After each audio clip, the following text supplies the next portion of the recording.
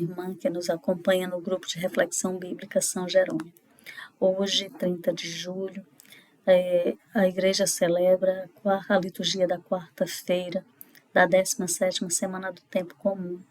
E para a liturgia de hoje, ela nos orienta ou nos oferece o trecho do Evangelho de Mateus, que está no capítulo 13, versículos 44 a 46. Nesse trecho, o que nós temos são duas pequenas parábolas que falam do reino dos céus.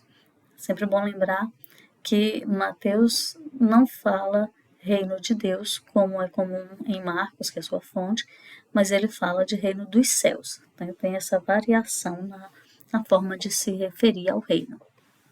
Então, aqui a gente tem duas pequenas parábolas que elas funcionam quase como que espelhos, né? Elas dizem a mesma coisa de modos diferentes. Né? Então, nós temos algo parecido no Evangelho de Lucas com as parábolas da dracma perdida e da ovelha perdida. Mas bem, aqui, nessas parábolas sobre o reino, o evangelista Mateus nos apresenta Jesus ensinando os discípulos, ensinando a multidão, de um modo geral, os discípulos com ela, mas diz que Jesus se dirige à multidão e fala que o reino dos céus é como um tesouro escondido num campo. Né? Então, o homem encontra esse tesouro que estava ali escondido no campo, mantém escondido, e cheio de alegria ele sai, vai, vende tudo que ele possui, todos os seus bens, e compra aquele campo. A parábola que segue, né, por isso que elas vêm junto como um único trecho, ele diz que o reino dos céus também é como um comprador de pérolas preciosas. Então, quando ele encontra uma pérola de grande valor, ele vai, vende todos os seus bens e compra aquela pérola. Pois bem, aqui a gente tem, como é habitual nas parábolas, ou pelo menos a parábola típica, ela tem esse termo de comparação, ele é como. Né? O reino é como determinada coisa. Como não é possível definir o reino, né? Nós não temos uma conceituação do reino, ele é apresentado de forma a comparar, né? Como por uma comparação. Você traz aquilo que não é totalmente conhecido, como é a realidade do reino, não é conhecido, e coloca ao lado de um elemento conhecido. Né? Então, por aproximação, aquelas pessoas que ouviam Jesus, elas poderiam compreender o que era o reino dos céus, aquela realidade que ele proclamava, aquela realidade que ele anunciava. Pois bem, aqui nós temos uma pequena diferença. Na primeira parábola, o reino dos céus ele é comparado ao campo, né, diretamente a um tesouro, ao campo não, ao tesouro que está escondido no campo. No segundo, ele não é comparado, o reino dos céus não é comparado à pérola preciosa. Ele é comparado ao comprador de pérolas preciosas, que quando encontra a pérola preciosa, vende tudo o que tem e compra essa pérola. Então, nós temos o que é comum nas duas parábolas, é essa atitude daquele que encontra o reino. O reino é aquela realidade mais preciosa.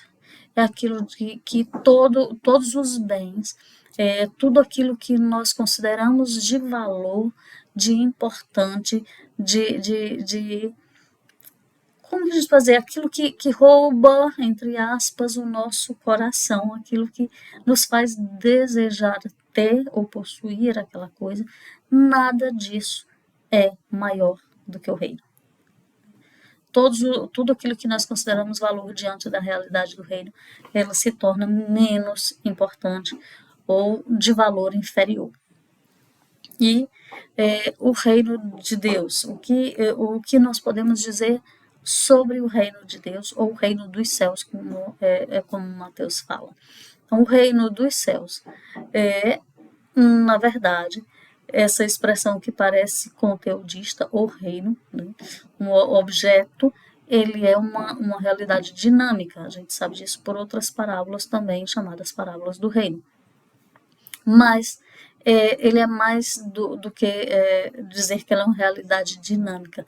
Ele é Deus em ação, Deus governando, é Deus reinando. E quando Deus reina, a vontade de Deus se faz em nosso meio.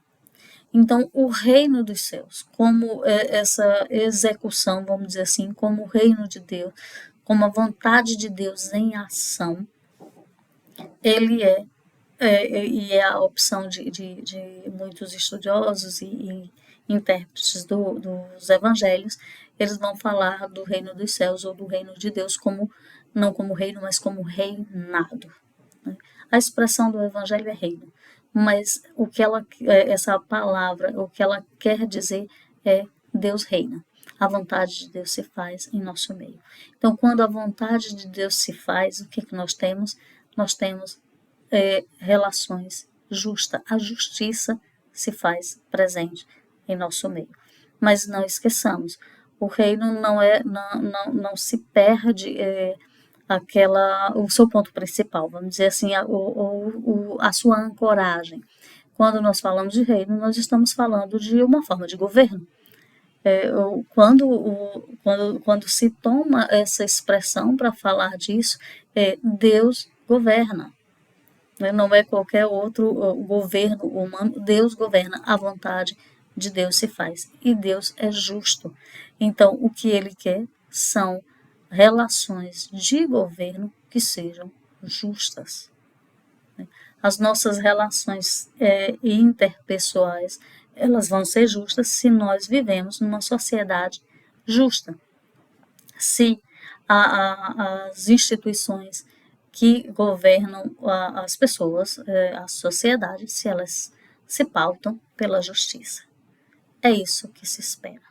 É isso que aquilo que Jesus proclamava, o que ele anunciava, era uma existência em sociedade que fosse harmoniosa, que fosse justa. Se ela é pautada pela justiça, nós temos também paz. Né? É a consequência direta, onde há justiça, há paz. E é isso que nós esperamos para o nosso dia, para o nosso tempo.